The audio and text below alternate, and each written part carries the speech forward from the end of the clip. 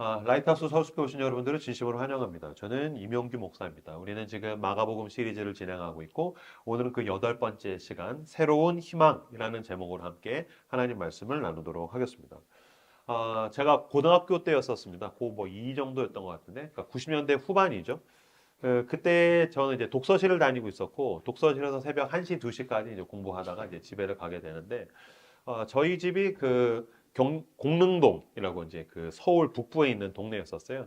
거기 주택이었었습니다. 주택가. 그때 이제 뭐 골목에 가로등도 몇 개 없고 이제 어두웠는데 물론 고등학생이었던 이명규는 굉장히 이제 얼굴이 노안, 폭삭 사가 있는 저도 건장한 고등학생이었긴 했지만 혼자 새벽에 집에 가는 건 무서운 일이죠.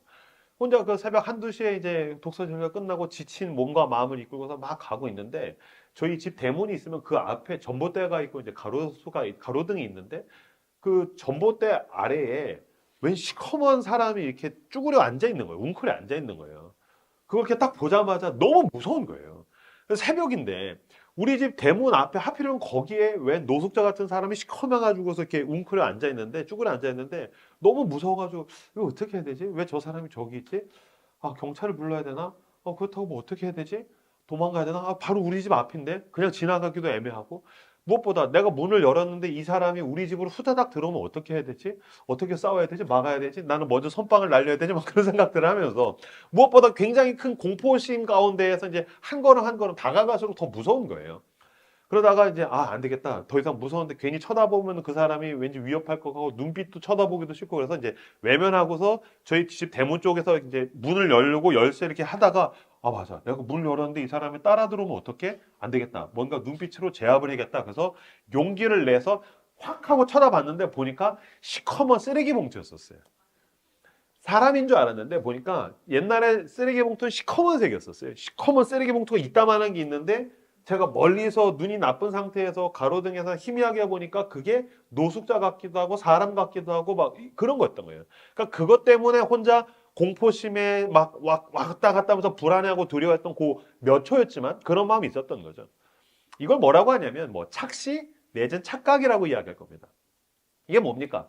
잘못된 정보를 기반으로 잘못된 판단을 하는 것입니다.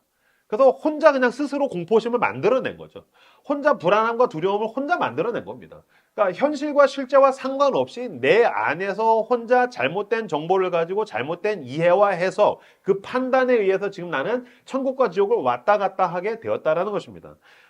마찬가지로 오늘 본문은 사람들이 가지고 있는 어떤 고정관념이나 착각, 오해, 이런 것들로 인해서 어떤 우울을 범하게 되는가를 오늘 본문을 통해서 우리는 살펴볼 수 있습니다. 마가복음 6장 1절에서 3절 말씀 같이 읽도록 하겠습니다. 읽겠습니다. 시작. 예수께서 거기를 떠나사 고향으로 가시니 안식일이 되어 회당에서 가르치시니 많은 사람이 듣고 놀라요. 이 사람이 어디서 이런 것을 얻었느냐? 이 사람이 받은 지혜와 그 손으로 이루어지는 이런 권능이 어찌 되느냐? 이 사람이 마리아의 아들 목수가 아니냐? 야고보와 요셉과 유다와 시몬의 형제가 아니냐?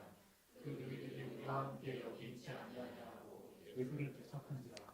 1절 보시면 예수께서 거기를 떠나사 고향으로 가시니 제자들도 따르니라. 예수님이 제자들 데리고 고향으로 갔습니다. 고향에 가서 2절에 보시면 안식일이 되어 회당에서 가르치셨더니 많은 사람이 듣고 놀라 이르되 이 사람이 어디서 이런 것을 얻었느냐? 이 사람이 받은 지혜와 그 손으로 이루어지는 권능이 어찌 됨이냐? 예수님이 회당에서 안식일에 가르쳤더니 그 말씀에 놀랐고 그 권능과 능력에 놀랐어요. 다시 예수님이 고향에 제자들을 데리고 가서 회당에서 가르치셨더니 말씀에 대해서 사람들이 놀랐어요. 말씀에 힘이 있다. 권능에 대해서 놀랐어요. 와, 이거 뭔가 놀라운 능력이 있다. 그러면 순수하게 그 말씀의 능력과 손으로 나타나는 그 이적과 행사에 대해서 놀라면서 받아들이면 되는데 문제가 있어요. 3절입니다. 3절 말씀은 다시 한번 읽도록 하겠습니다. 시작. 이 사람이 마리아의 아들 목수가 아니냐? 야고보와 요셉과 유다와 시몬의 형제가 아니냐?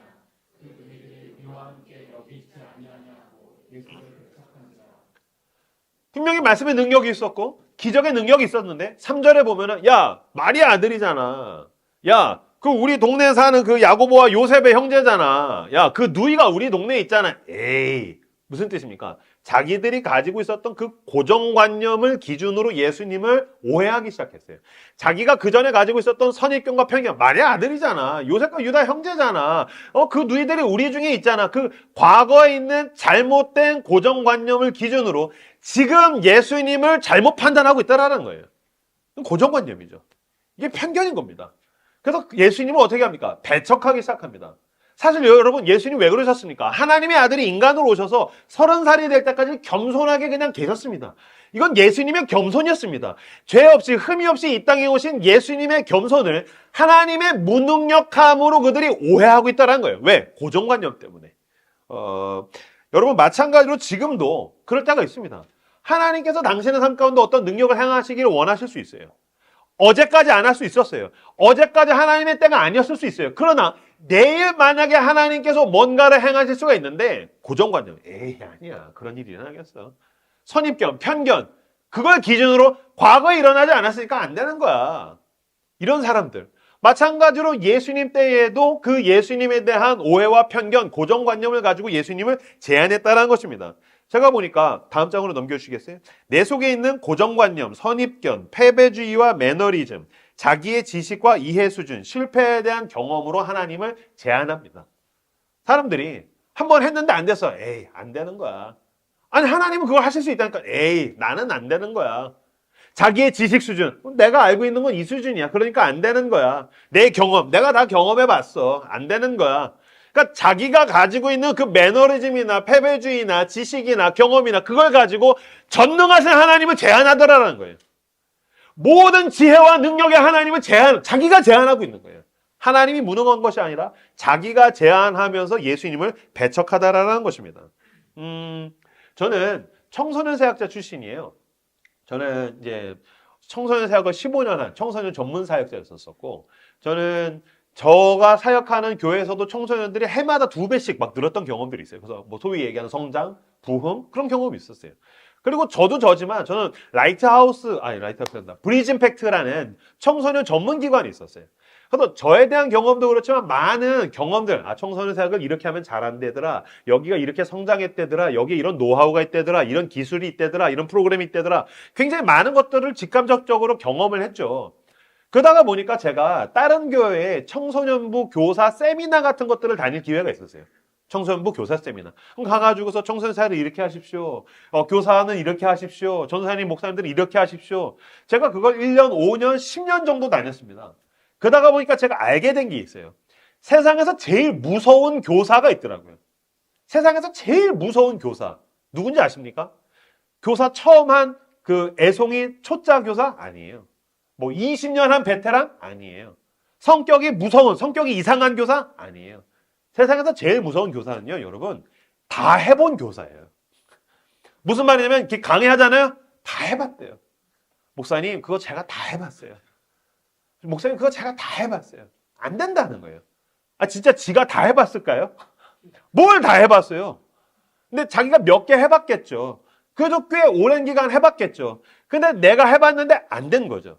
그러다 보니까 자기의 경험을 가지고 모든 걸 판단하기 시작해. 안 되는 거야. 자기만 안 되는 게 아니라 다른 사람들이 해보자라는 시도에 대해서도 제안해. 안 되는 거야. 그래서 여러분, 다 해본 사람은요, 세상에서 제일 무서운데 안 무서워요. 왜 안 무서워요? 무능하니까. 다 못하게 하니까. 근데 무서워요. 왜? 다 못하게 하니까. 그러니까 나도 못하고 너도 못하고 나 다 해봤다는 거예요. 여러분, 세상에서 제일 똑똑한 사람은 어떤 사람인지 아십니까? 책 한 권 읽은 사람. 다 알아. 지는 다 알아. 책 한 권만 읽은 사람이 세상에서 제일 무서워요. 다 알아. 지가 읽은 게 전부예요. 책을 10권, 100권 읽으면 내가 얼마나 무지한지를 알게 되고 배워야 된다는 걸 알게 되는데, 나 다 해봤다라는 거예요. 자기가 다 해봤다라고 이야기하는 사람은 여러분 어떤 사람입니까? 사실은 좀 힘든 사람, 실패한 사람, 실수한 사람 아니요. 그 사람은 지금 무지한 자의 교만에 빠져 있는 것입니다. 난 다 해봤다. 내가 안 됐으니 다 안 된다. 이거는 그냥 조금 힘들구나, 안 됐구나. 아니요. 무지한 자의 교만입니다. 자기가 모른다고 하면서 자기가 교만해요. 그러니까 이거는 그냥 힘든 사람이 아닌 거예요. 교만한 사람인 거예요. 겸손하다면 알려주십시오. 내가 배우겠습니다. 내가 받아들이겠습니다. 나의 무능력함을 받아들이겠습니다. 나의 무지함을 내가 인정하겠습니다. 나의 연약함을 받아들이겠습니다. 근데 지가 무지하고 무능하다는 걸 알면서도 뭐 하는 거야? 교만. 안 돼. 못해. 이렇게 가는 거예요. 이 사람들의 문제가, 가장 큰 문제가 무엇입니까? 자기의 고정관념에 gat혀서 희망을 놓치게 되는 것입니다. 그러니까 어제보다 나은 내일이 올 거라는 것에 대해서 누구도 그 사람을 밟아가기보다는, 그 사람을 못하게 하는 것보다 스스로의 희망을 포기하더라라는 것입니다. 해밍웨이의 노인과 바다라는 책이 있어요. 노인과 바다. 고전이죠. 클래식. 노인과 바다. 고전과 클래식이 뭡니까? 모든 사람이 제목은 알고 있지만 읽은 사람은 없는 책. 알죠? 노인과 바다 알죠? 읽어보셨어요? 그거 왜 읽나요? 그냥 제목만 알면 되는 거 아닙니까? 그죠? 노인과 바다. 이거 굉장히 좋은 책입니다. 제가 저희 딸한테 이렇게 추천을 했더니 다 읽었어요, 정말. 다 읽더니 어땠어, 은유라? 재밌다가리도 없다는 거예요. 왜? 이거 되게 좋은 책인데? 했더니, 아니, 80일 동안 물고기 한 마리도 못 잡다가 가가지고 고생하면서 물고기 잡는 거 좋았대요. 그래서 큰 물고기를 잡았어. 그치? 근데 돌아오는데 상아떼가 그거 다 잡아먹었어. 돌아왔는데 물고기 그냥 아무것도 못 잡고 와서 그냥 자면서 끝나는 얘기라는 거예요. 이거 재미 하나도 없다는 거예요. 이해를 못 해요. 왜? 아직 어리니까. 그런데 여러분, 찬찬히 뜯어보면 진짜 대단한 책입니다. 진짜 훌륭한 이야기입니다. 무슨 얘기입니까? 산티아고라는 노인이 있어요.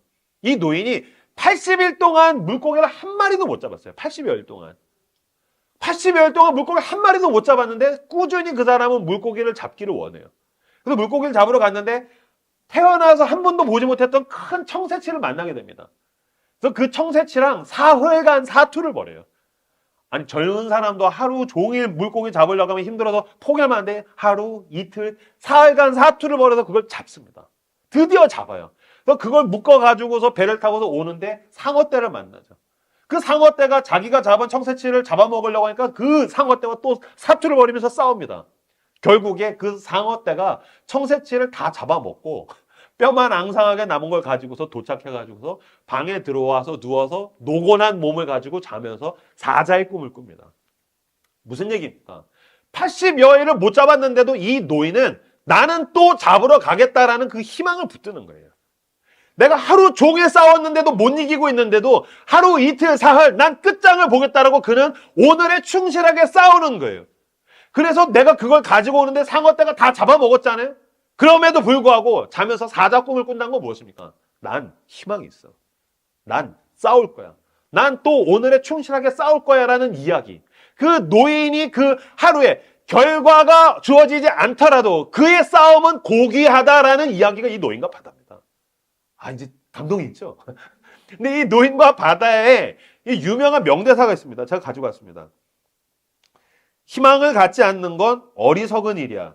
최악이라고 누가 알겠어. 오늘은 운이 따를지 말이야. 믿음을 가져야 해. 80일 동안 물고기 한 마리도 못 잡았어요. 최악이라고? 희망을 가지지 않는 건 어리석은 일이야. 누가 알겠어. 물고기 잡기 너무 힘들어요. 하루, 이틀 이거 잡을 수 있을까? 이거 못 잡아. 희망을 갖지 않는 건 어리석은 일이야. 최악이라고? 누가 알겠어. 물고기 잡아가지고 오는데 상어들이 다 잡아먹어서 뼈만 앙상해요. 망했네. 영감님 망했네. 희망을 갖지 않는 건 어리석은 일이야. 최악이라고? 누가 알겠어. 무슨 뜻입니까? 어떠한 보상과 결과가 주어지지 않더라도 오늘 충실하게 싸우는 건 고귀한 일이라는 것입니다. 나의 과거가 어떻든 간에 나는 또 다시 그물을 던지러 나가겠다. 어제까지의 결과가 어떻든 간에 나는 또 내일을 향해서 힘차게 싸우러 가겠다. 희망을 갖지 않는 건 어리석은 일이야. 감히 최악이라는 말. 이 젊은 것들이 목사님 이생망이에요. 저는 망했어요. 저는 안 되나 봐요. 희망을 갖지 않는 건 어리석은 일이야. 사도행전 2장 17절 말씀 같이 읽겠습니다. 시작. 하나님이 말씀하시기를 말세 내가 내 영을 모든 육체에 부어주리니 너희의 자녀들은 일어날 것이요 너희의 젊은이들은 환상을 보고 너희의 늙은이들은 꿈을 꾸리라. 아멘. 하나님이 말씀하시길 말세에 내가 내 영을 모든 육체에게 부어주리니 하나님께서 예수 그리스도를 영접한 자들에게 성령을 주신다는 거예요. 그리스도인들에게 성령을 주신다는 거예요. 그러면 하나님의 성령이 부어지면 어떠한 일이 일어난답니까? 너희의 자녀들은 예언을 하고 젊은이들은 환상을 보고 노인들은 늙은이들은 꿈을 꾸게 될 것이다. 예언, 자녀들이 예언한대요. 예언은 무슨 뜻입니까? 미래에 대한 선언이죠. 미래에 대한 선포. 지금이야 꼬맹이들이 제 장래 희망은 이거예요. 전 이런 사람이 되고 싶어요. 라고 하는 시대지만 여러분 고대 사회 2000년 전에 애들은 인권이 없는 시대입니다. 얘가 언제 죽을지 몰라요. 그러니까 막 꼬맹이들도 노동을 시키고 가장 미약한 존재입니다. 소망이 없는 미약한 존재가 자기의 미래에 대해서 선언하게 된다는 거예요. 젊은이들이 환상을 본대요. 아니 도대체 이 21세기를 살아가는 젊은이들도 에휴 이생망이야. 그냥 맛있는 거 먹고 하루만 때우면 되는 거지. 뭐 내가 뭘 할 수 있겠어. 이런 좌절의 시대, 자존감이 바닥을 쳐가지고 뭘 할 줄 모르는 시대 가운데 성령이 임하면 자기를 향한 그림을 보게 된다는 거예요. 저는 예전에는 이 자녀들의 예언과 젊은이들의 환상 이 부분이 마음이 뜨거웠는데 40을 넘어가는 기점으로 제일 마지막 문구가 마음이 뜨거워요. 노인들이 꿈을 꾸게 되리라. 늙은이들이 꿈을 꾸게 되리라. 여러분, 늙은이, 노인은 어떤 사람입니까? 과거를 회상하는 존재입니다. 보니까 요새는 젊은 것들도 막 옛날 얘기예요. 노인들은 과거를 회상하는 존재예요. 근데 노인들이 과거를 회상하고 옛날에 좋았지, 과거에 영광이 있었지, 좋았지. 그런데 그들이 성령이 임하면 꿈을 꾸게 된다는 거예요.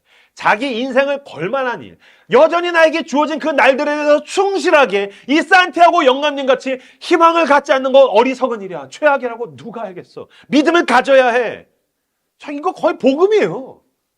성령은 우리로 하여금 내일을 향한 새로운 희망을 갖게 하신다라는 것입니다.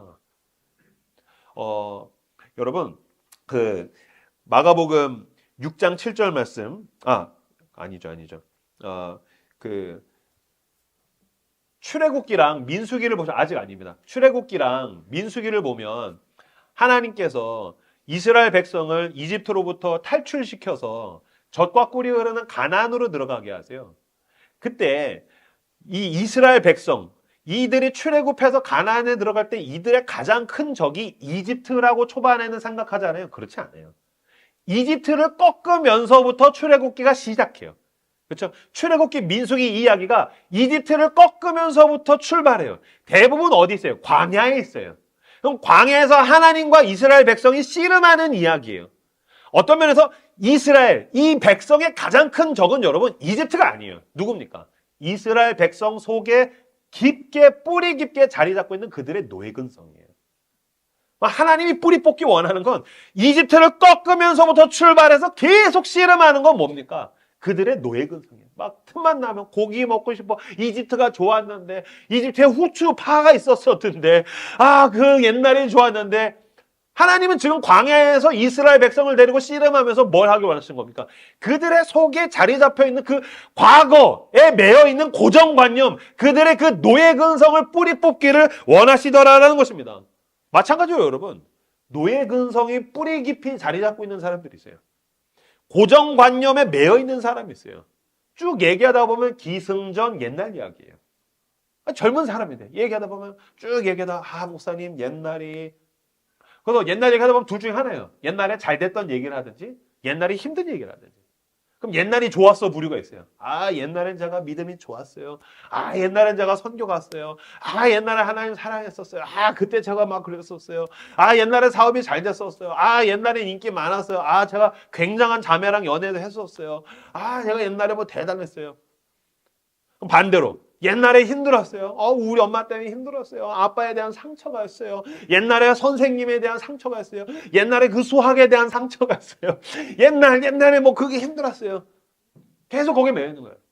근데 지금 옛날 얘기를 하자는 게 아니라 그럼 너는 지금 왜 그렇게 사는데? 옛날에 좋았어요. 옛날에 힘들었어요. 너 이제 앞으로 잘해야지. 옛날이 좋았어요. 옛날에 힘들었어요.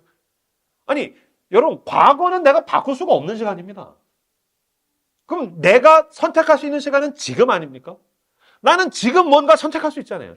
난 내일을 향해서 새로운 희망을 가지고 난 새로운 걸음을 내딜 수 있잖아요. 지금 하나님께서 원하시는 건 지금과 그 이후의 미래인데 맨날 입만 열면 옛날이 무슨 이선희처럼 옛날이요. 너무 옛날 노래네. 옛날에 계속해서 묶여 있는 거예요. 무슨 뜻입니까? 내일의 나를 옛날에 나 앞에 무릎 꿇려 놓는 거예요. 이사야서 43장 18절에서 19절 말씀 같이 읽겠습니다. 시작. 너희는 이전을 기억하지 말며 옛날을 생각하지 말라.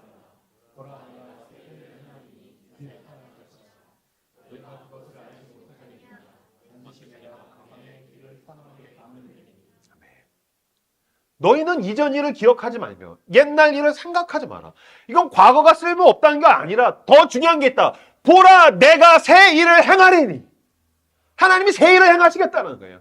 근데 왜 너는 맨날 이전 일을 기억하고 이전 일을 생각하고 거기에 묶여가지고 이집트를 탈출하게 했는데, 예수 그리스도의 십자가의 은혜로 그 이집트를 탈출해서 요단강을 건넜는데, 홍해를 건너고 요단강을 건너기를 원하신데 왜 너는 맨날 입만 열면 그 옛날 타령, 아 옛날이요, 저는 희망이 없어요, 전 망했어요, 저는 안 돼요, 계속 거기에 묶여있느냐.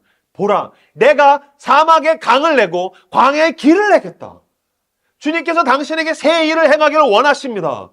과거로부터 벗어나십시오. 예수 그리스도의 십자가의 은혜로 과거의 사슬로부터 끊어져서 주님이 인도하시는 새로운 희망을 향해 새 걸음을 내디디시는 저 여러분들 다 되시길 그리스도 이름으로 축복합니다. 계속해서 여러분, 사탄이 당신에게 하는 일이 있다면 뭐겠습니까? 내가 사탄이라도 당신을 최악의 과거에다가 묻겠어요. 내가 사탄이라면 당신을 과거의 그 영광에다가 묶어놓고 오늘 엉망진창으로 살면서 과거 핑계를 대게 만들겠어요. 내일 향해서 새로운 걸음을 하나도 걷지 못하게 만들겠어요. 결국에 여러분, 왜 모르십니까? 사탄이 원하는 것은 당신에게서 희망을 강탈해 나가는 것입니다. 사탄은 당신의 희망을 빼앗기를 원합니다. 그럼 당신은 좌절의 땅에 널브러지게 되니까요. 절망의 땅에 널브러지기 때문이니까요. 사실 여러분, 그거는 고정관념입니다. 그건 거짓입니다. 고등학생 이명규가 그 쓰레기 봉지를 보면서 와 무서워, 공포에 질려 있는 것처럼 잘못된 정보를 중심으로 잘못된 판단을 하고 있는 겁니다. 그래서 예수님의 손을 자기 스스로 떨치나잖아요. 예수를 배척한지라. 아니요, 주님께서 행하실 일들을 기대하시며 새로운 희망을 품는 저 여러분들 다 되시기를 그리스도 여러분을 축복합니다. 아까 읽었던 마가복음 6장 6절에서 7절 말씀 같이 읽겠습니다. 시작. 그들이 믿지 않음을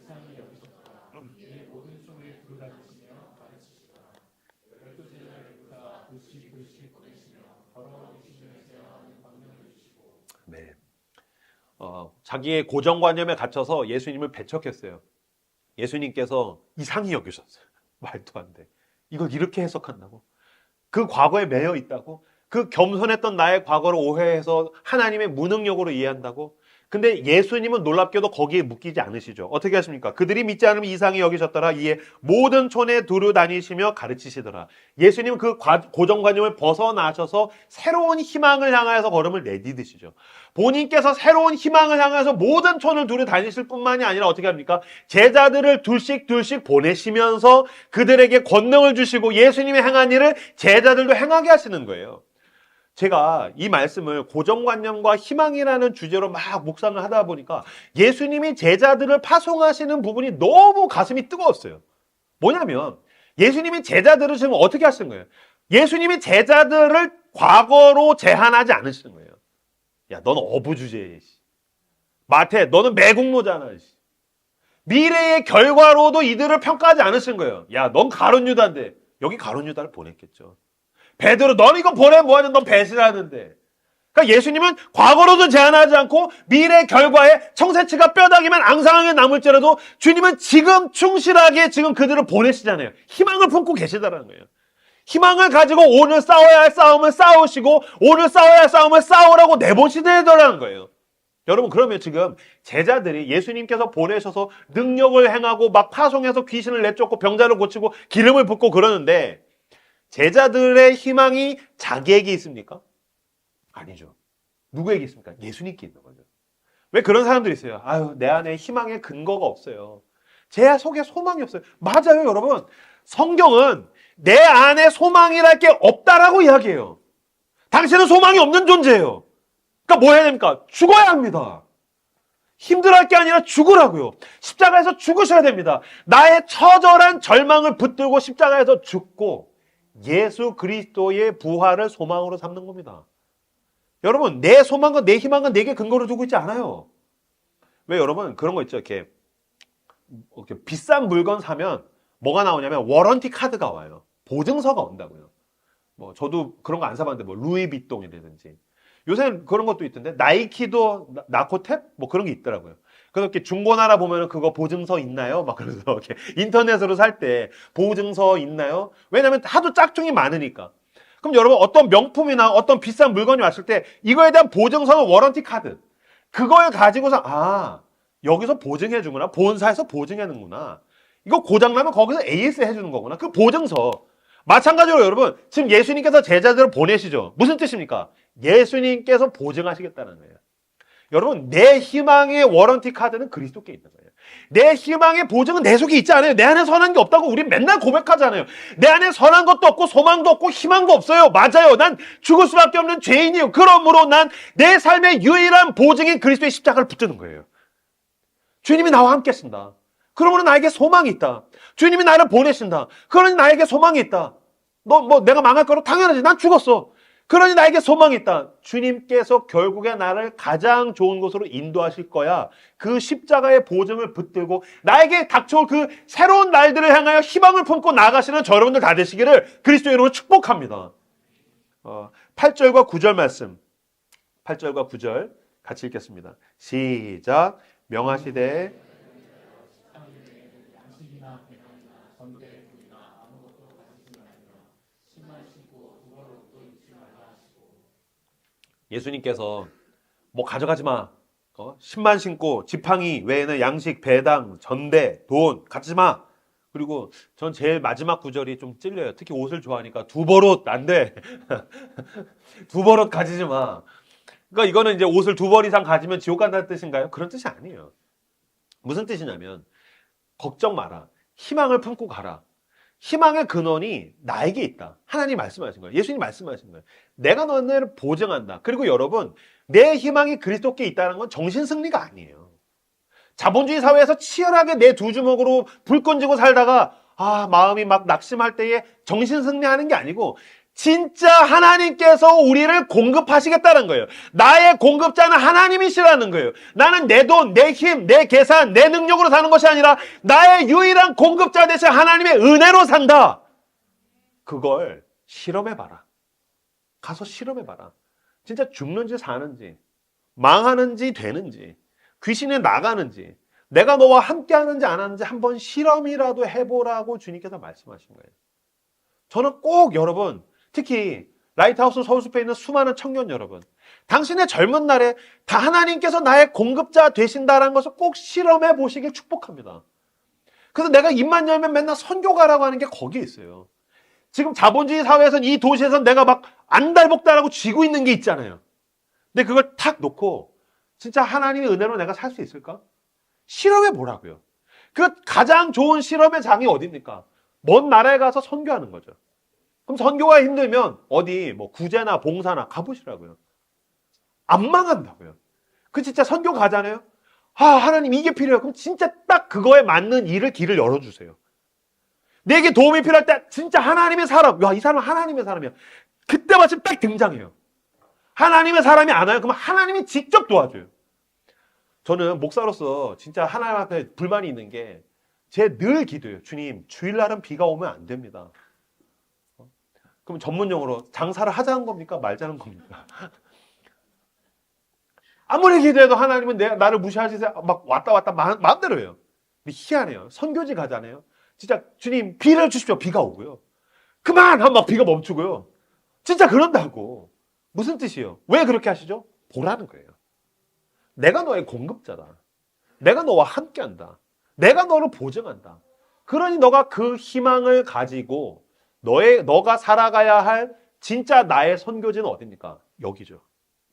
이 서울이라는 도시, 수도권이라는 도시, 내가 선교적 삶을 살아가야 하는 이 땅. 그러니까 무엇을 먹을까, 무엇을 입을까, 무엇을 마실까, 너희는 이것만 고민하고 붙들고 생존이 우상되어서 살지 말고 너희는 먼저 그의 나라와 그의 의를 구하라. 그러면 이 모든 것을 너희에게 더하시리라. 아멘. 이 말씀을 붙들고 하나님이 나의 공급자 되신다. 여러분, 우린 생산으로 살지 않습니다. 우린 노동으로 살지 않습니다. 우린 소비로 살지 않습니다. 그러면 자본주의 사회를 살아가는 모든 사람이 묻겠죠. 이명규, 넌 뭐로 사는데? 난 하나님의 은혜로 산다. 하나님이 공급하신다. 여러분들은 어떤 의미일지 모르겠지만 저는 헌금하면 복받고 돈 불려나가고 난 그건 모르겠어요. 나에게 써서 헌금, 11조, 감사헌금의 가장 큰 건 이겁니다. 실험입니다. 나는 매주 실험하길 원하는 거예요. 매달 실험하길 원하는 거예요. 난 내 돈으로 다 살지 않는다. 옆구리가 떨어져 나가는 아픔을 가지고 헌금을 하면 하나님이 나의 공급자 되신다. 안 죽어요. 안 망한다고요. 내가 안간복달 더 가지려고 안간복달 해도 그걸로는 못 사는데 하나님, 난 이걸로 사는 거 아닙니다. 난 은혜로 삽니다. 실험하는 거라고요. 주일날 예배 드리는 게 그 실험이라고요. 내 시간을 떼어서 사역을 하는 게 실험이라고요. 봉사를 가는 게, 선교를 하는 게 실험이라고요. 여러분의 삶의 자리에서 실험을 해서 하나님이 나를 책임지신다.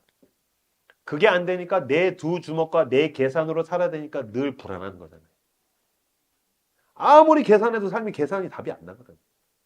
그렇다면 여러분 그 계산기를 놓고 예수의 십자가를 붙드십시오. 왜? 뭐 그런 걱정 있죠. 돈 걱정. 난 언제 돈 벌어서 서울로 이사 오지? 제 걱정이에요.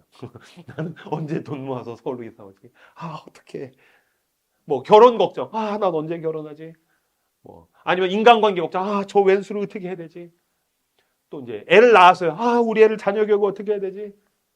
요새 이제 우리 애가 수학을 힘들어요. 우리 애 수학 공부는 어떻게 하지? 애비를 닮은 것 같아. 하나님, 이 수학을 어떻게 해야 돼? 왜 이런 거 쓸데없이 담는 거죠? 어떻게 해야 되죠? 여러 가지 걱정이 있잖아요. 그럼 여러분, 왜 그 걱정을 안 해요? 모든 걱정에 올라가면 모든 걱정에 가장 기원이 되는 하나의 걱정이 있습니다. 뭡니까? 죽으면 어떡하지? 나 죽으면 어떡하지? 근데 여러분, 살면서 일상생활에서의 걱정은 다 답이 있죠. 돈 어떻게 하지? 모아야겠다. 더 열심히 돈을 벌어야겠다. 부업을 해야겠다. 주식을 해야겠다. 부동산을 해야겠다. 인간관계 어떻게 하지? 저 왼수를 저주해야겠다. 기도해야겠다. 새로운 인간관계 찾아봐야겠다. 이직을 해야겠다. 취업을 해야겠다. 내가 벤처를 사업장을 열어야겠다. 모든 걱정은 내가 대안이라는 걸 만들 수 있는데 죽으면 어떻게 하지? 나는 그 근원적인 걱정에 대한 대답은 하나밖에 없어요. 죽으면 어떻게 하지? 예수 그리스도께서 날 구원하실 거야. 그럼 여러분, 죽어서 나를 구원하실 예수를 믿는데 여기에서 살면서 모든 걱정으로부터 나를 구원하실 예수를 왜 못 믿습니까? 돈 걱정으로부터 구원하실 예수를 못 믿으면서 죽으면 구원하실 예수를 믿는다는 건 거짓말입니다. 내 인간관계와 진로와 취업과 수많은 삶에서의 걱정으로부터 나를 건져내실 예수를 못 믿으면서 내가 결국에 죽으면 그분은 나를 가장 좋은 곳으로 인도하실 거라는 걸 믿는 건 거짓말이잖아요. 둘 다 믿든지 둘 다 못 믿든지. 여러분, 유일한 구원자이신 예수를 믿으십시오. 그분이 내 삶 가운데의 유일한 길이 되고 진리가 되고 생명이 되는 줄로 믿습니다. 반주해 주시겠습니까? 오늘의 설교의 마지막 이야기는, 저는 원래 설교 마지막에 좀 감동적인 이야기를 하기를 좋아하는데 오늘 설교를 이렇게 묵상하다가 떠오르는 한 영화가 있었어요. 한 영화 장면이 뭐냐면은 그 스타워즈 제국의 역습이라는 영화예요. 스타워즈 제국의 역습. 이 스타워즈는 다스베이다라는 그 우주의 악당이 이제 등장을 해서 온 우주를 어지럽힌다라는 내용으로부터 출발해요. 그래서 온 우주를 파괴하고 파멸하고 고통스럽게 만들어요. 그때 젊은 기사인 그 루크 스카이워커라는 기사가 이제 막 등장을 해가지고서 다스베이다랑 싸우기를 원해요. 그래서 이 사람이 요다라는 스승을 찾아갑니다. 요다 아시죠? 조그만하고 귀 길다란 우주인. 요다를 찾아가지고 광선검 쓰는 법을 배우고 이런저런 것들을 배우다가 이제 하산할 때가 된 거예요. 그래서 루크 스카이워커가 스승님, 제가 준비가 다 됐습니까? 그랬더니 요다가 자, 따라와라. 나를 업고 가라. 그래서 그 루크가 스승을 업고서 동굴로 막 가요. 깊은 동굴로 가요. 됐다. 날 내려놔. 그 다음에 스승인 요다가 이 루크에게 손가락질을 하면서 말해요. 너가 들어가 봐야 할 곳이다. 그래서 루크가 묻습니다. 거기에 뭐가 있습니까? 스승이 대답합니다. 네가 가져가는 것만 있을 것이다. 이상하죠? 거기에 뭐가 있습니까? 네가 가져가는 것만 있을 것이다. 세 번째로 묻습니다. 무기는 뭘 챙길까요? 스승이 말합니다. 무기는 필요 없을 것이다. 그래서 이 루크 스카이워커가 막 동굴로 들어가요. 깊이, 더 깊이, 더 깊이. 가장 안쪽에 들어갔을 때 갑자기 제일 안쪽에서 다스베이더가 딱 등장을 해요. 그 무서운 괴물이, 그 무서운 원수가, 우주의 악당이 딱 등장을 해요. 깜짝 놀라가지고서 광선검을 꺼내가지고서 막 싸워요. 막 살기 위해서 치열하게 싸우다가 검을 쫙 휘둘렀는데 그 다스베이더의 목이 댕강 잘려서 굴러가요. 다스베이더의 목이 딱 잘려가지고 떼굴떼굴 굴러간 다음에 가면이 빠직하고 사라졌는데 누구의 얼굴이 나오냐면은 자기 자신, 루크 스카이워커의 얼굴이 나와요. 무슨 말이에요? 원수와 싸우기 전에 먼저 싸워야 될 것은 자기 자신이라는 거예요. 세상에서 가장 무서운 적과 싸우기 전에 먼저 싸워야 될 거는 나 자신의 얼굴이라는 거예요. 나의 고정관념에 목을 베기 전까지 당신은 원수의 목을 벨 수 없어요. 나의 불안함과 두려움에 목을 베기 전에 당신은 원수의 목을 벨 수가 없어요. 고정관념과 싸우십시오. 주님은 새로운 희망으로 당신을 인도하십니다. 걱정과 불안과 싸우십시오. 주님은 공급자로서 당신을 책임지실 것입니다. 주님은 당신을 새로운 희망으로 인도하기를 원하십니다.